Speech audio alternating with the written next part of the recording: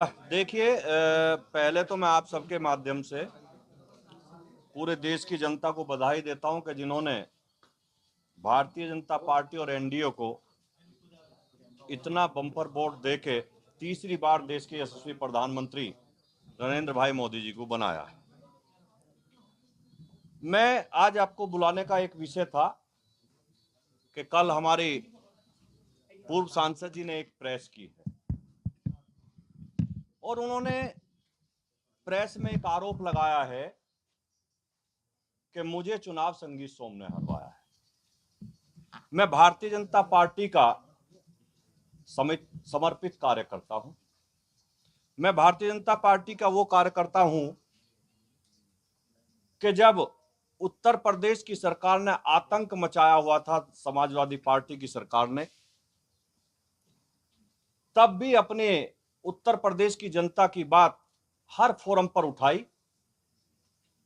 मेरे लोगों पर अखिलेश सरकार ने गोली चलवाई, मेरे लोगों ने गोली खाई, मेरे परिवार पे मुकदमे हुए, मुझ पे खुद आतंकवाद तक के मुकदमे अखिलेश सरकार ने लगाए।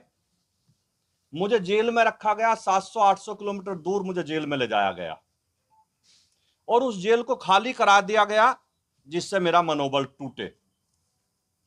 मैं भारतीय जनता पार्टी का बिल्कुल समर्पित कार्यकर्ता हूं। चुनाव हराने और जिताने का विषय किसी के दिमाग में आता हो तो वो गलत है। चूंकि मैं भारतीय जनता पार्टी के लिए काम करता हूं, किसी कैंडिडेट के लिए काम नहीं करता, मैं कमल के फूल के लिए काम करता हूं। मेरी पार्टी ने मुझे जिम्मेदारी दी गई थी कि सरधना विधानसभा पार्टी की जीतनी चाहिए। इतनी विपरीत परिस्थितियों के बाद जब सरधना में कोई विकास ना हुआ हो, सरधना की जनता पे मुकदमे कराए गए हों, सरधना के लोगों को जेल भेजा गया हो, लेकिन उस विपरीत परिस्थिति के बाद भी भारतीय जनता पार्टी सरधना पे बराबर रही, हार कर नहीं गई। हारने का कारण माननीय मंत्री जी को खुद देखना चाहिए कि वो बुढ़ाना जैसी विधानसभा में क्यों हारे, वो चरथावल जैसी विधानसभा में क्यों हारे। हमारी वो विधानसभा है वे जिसमें वो कहते हैं कि मैंने विकास के नए आयाम रचे हैं।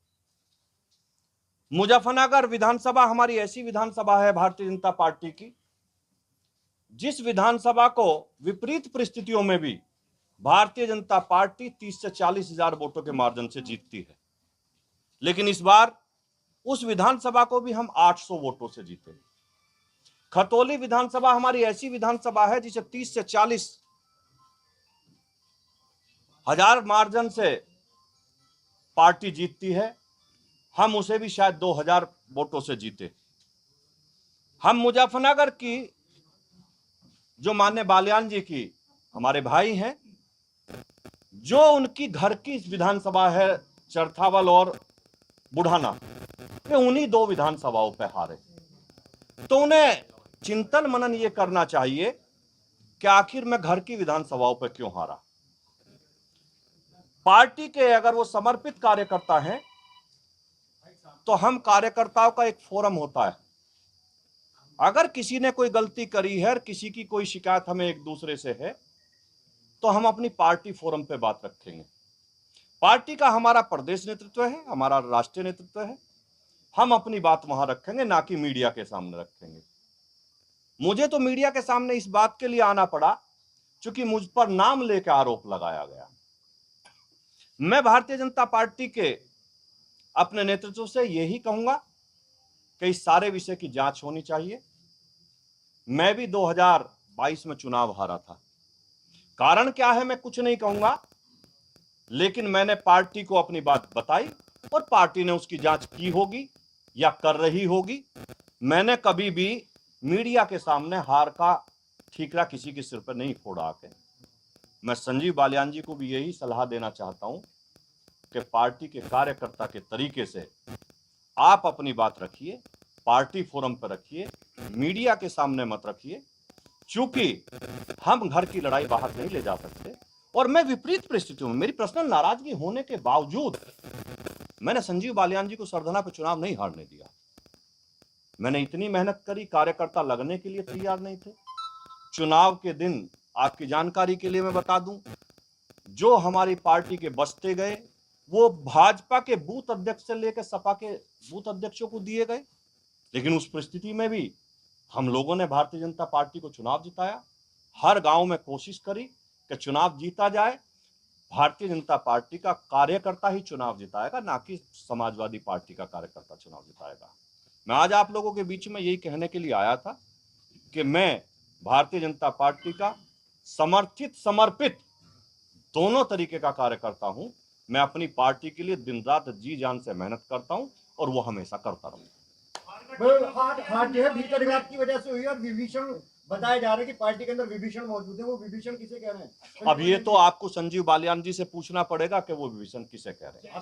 अंतरकलह की बात हो रही है, शिखंडी जैसे शब्दों का प्रयोग हो रहा है, कितना जायज मानते हैं? मेरे माँ बाप ने मुझे ऐसे संस्कार नहीं दिए कि मैं किसी के खिलाफ इस तरीके की अनर्गल बात करूं, किसी को शिखंडी कहूं, किसी को विभीषण कहूं। मैं केवल इतना कहना चाहता हूं कि मेरे माँ बाप ने मुझे ऐसे संस्कार दिए हैं कि मैं किसी के बारे में खराब शब्द ना बोलूं। बालियान कह रहा है मेरा पानी उतरते देख किनारे पर अपना घर मत बना लेना, तो लौट कर फिर आऊंगा। ये तो उन्हीं से पूछिए कि वो क्या कहना चाहते हैं। लेकिन पत्थर पे सिर पटक के कुछ नहीं होता, पत्थर पे सिर पटक के कुछ नहीं होता। समंदर को वापस आना नहीं आना वो उसे पता होगा।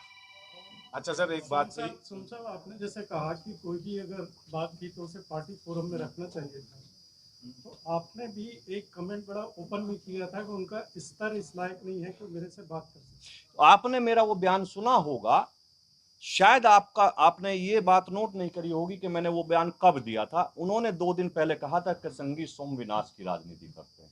मैं कभी विनाश की राजनीति नहीं करता, मैं विकास की राजनीति करता।